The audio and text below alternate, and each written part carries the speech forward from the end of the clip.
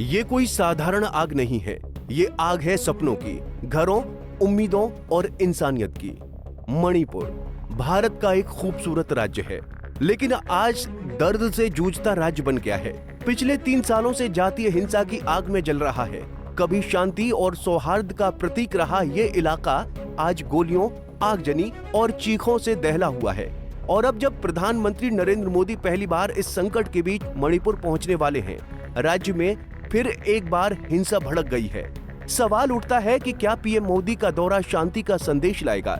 क्या जख्मों पर मरहम लगेगा या राजनीति की आंच में ये आग और भड़केगी? चलिए इस वीडियो में इन सभी बिंदुओं पर सिलसिलेवार तरीके से समझते हैं। दरअसल मणिपुर पूर्वोत्तर भारत का एक खूबसूरत राज्य, जहां कभी रंग बिरंगी संस्कृतियां एक साथ मिलकर रहती थीं, आज जातीय संघर्ष का अखाड़ा बन गया है। यहाँ कुकी और मैतेई समुदाय के बीच लंबे समय से तनाव चल रहा है, लेकिन मई 2023 में इसने विकराल रूप ले लिया।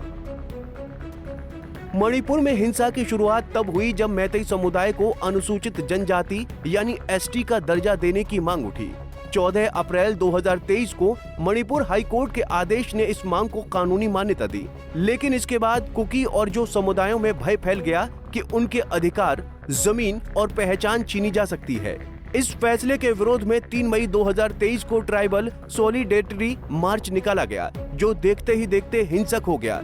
इस हिंसा में 258 से ज्यादा लोग मारे गए, 60,000 से ज्यादा लोग बेघर हो गए और हजारों घर, दुकानें और धार्मिक स्थल जला दिए गए। प्रधानमंत्री नरेंद्र मोदी 13 सितंबर 2025 को मणिपुर दौरे पर जा रहे हैं। ये दौरा इसलिए खास है क्योंकि ये पहली बार है जब कोई प्रधानमंत्री राज्य में इतनी बड़ी जातीय हिंसा के बाद वहां का दौरा कर रहा है। पीएम मोदी इस दौरे में 8500 करोड़ रुपए की परियोजनाओं की सौगात देंगे।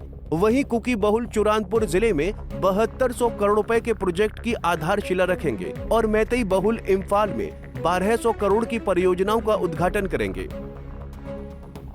मोदी के दौरे से 2 दिन पहले चुरानपुर में हिंसा फिर से भड़क उठी। उपद्रवियों ने पीएम के स्वागत में लगाए गए पोस्टर और बैनर फाड़ दिए और उन्हें जला डाला। घटना की जानकारी मिलते ही पुलिस मौके पर पहुंची और लाठीचार्ज किया। हालांकि अभी तक ये स्पष्ट नहीं हो सका है कि इस लाठीचार्ज में कितने लोग घायल हुए हैं। इस घटना ने एक बार फिर ये दिखा दिया कि मणिपुर में शांति लाना इतना आसान नहीं है। राज्य में आज भी गुस्सा, अविश्वास और असुरक्षा का माहौल है। पीएम मोदी के दौरे को लेकर सुरक्षा के पुख्ता इंतजाम किए गए हैं। इम्फाल और चुरानपुर दोनों जिलों में चप्पे चप्पे पर सुरक्षा बल तैनात किए गए हैं। सेंट्रल फोर्स और स्टेट पुलिस मिलकर पूरे राज्य की निगरानी कर रही है। इतना ही नहीं, मणिपुर की शान कांगला किला भी सुरक्षा के घेरे में है।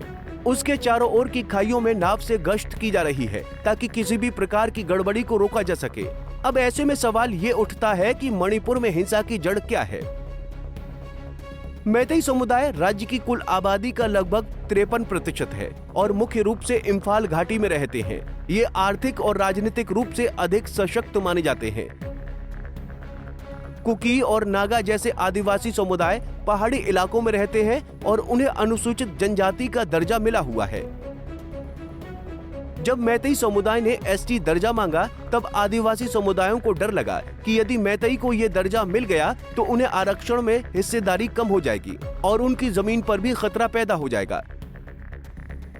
पीएम मोदी का मणिपुर दौरा उम्मीद की एक नई किरण जरूर है, लेकिन सिर्फ योजनाओं की घोषणाएं या पैसों की सौगात से शांति नहीं आएगी। जरूरत है एक समावेशी संवाद, न्यायपूर्ण समाधान और जनता की भरोसेमंद भागीदारी की। सरकार को सभी समुदायों के प्रतिनिधियों को साथ बैठाकर स्थायी हल निकालना होगा, वरना ये हिंसा बार बार मणिपुर को जख्मी करती रहेगी। मणिपुर के हालात देश के लिए एक चेतावनी है कि जातीय असमानता, राजनीतिक उपेक्षा और संवेदनशील फैसलों में संवाद की कमी किस तरह एक पूरे राज्य को तबाही के कगार पर पहुंचा सकती है। पीएम मोदी के इस दौरे से उम्मीद जरूर है, लेकिन सवाल ये है कि क्या ये दौरा केवल घोषणाओं का मंच बनकर रह जाएगा या सच में मणिपुर के घाव पर मरहम लगेगा? ये तो आने वाला वक्त बताएगा। Bureau report, Punjab Kesari TV.